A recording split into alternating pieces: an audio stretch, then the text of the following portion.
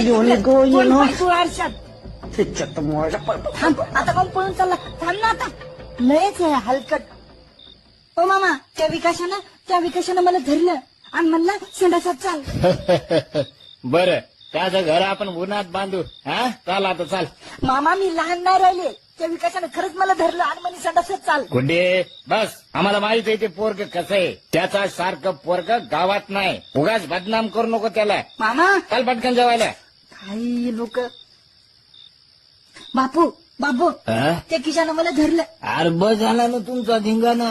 चला जेवायला. अहो बापू विकास जेवून गेला का? मला माहित नाही. बर चाल तू चाल. जा तिकडे. हा ऐक तू आहेस का?